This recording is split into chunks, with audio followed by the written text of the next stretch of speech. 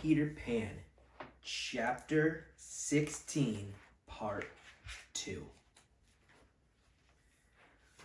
"Open," Peter murmured bitterly upon seeing the window. "I knew it would be." Peter came up with one final plan. He would fly in quietly, so not as to wake Mr. Darling, in his kennel, lock the window, and then sneak out through the front door. That way, when Wendy and the boys arrived, they would think their parents had forgotten about them, and they would have to come back to Neverland. Oh, this is a brilliant idea, he thought. He didn't care about Wendy's or her mother's feelings, only about what he wanted. Children can be selfish that way.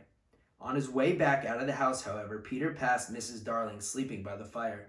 Seeing the dried tears on her puffy face, he felt guilty for the first time. "I need her too," he wanted to shout. "We can't both have her." He jumped and sang and made funny faces, but as hard as he tried, he couldn't get poor Mrs. Darling's tears out of his head. Maybe he was growing up a bit after all. The thought enraged him. "Oh, fine," he huffed. "Come on, Tink." They unbarred the window and flew away. Moments later, the children found the house and the open window.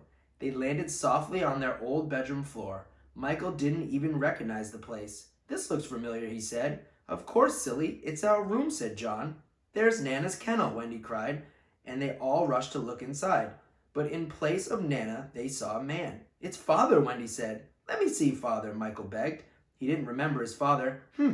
He said, a little disappointed. The pirates were bigger. It's a good thing Mr. Darling was asleep and didn't hear his son, for it would have broken his heart. "Did he always sleep in the kennel?" John asked, confused. Suddenly, Wendy couldn't remember either. Just then, they heard the piano downstairs. "Mother!" Wendy gasped. "Aren't you our mother?" Michael asked. "Oh dear," Wendy said. Perhaps they had waited too long to come back. "Let's go downstairs and surprise her," John suggested. "We can yell, 'Boo!'" "Let's be a bit gentler," Wendy said. "We owe her that much. Let's get in our beds and she'll come in and find us." And that is exactly what they did. Tomorrow, Chapter 17, Growing Up and Goodbyes. Poor Peter.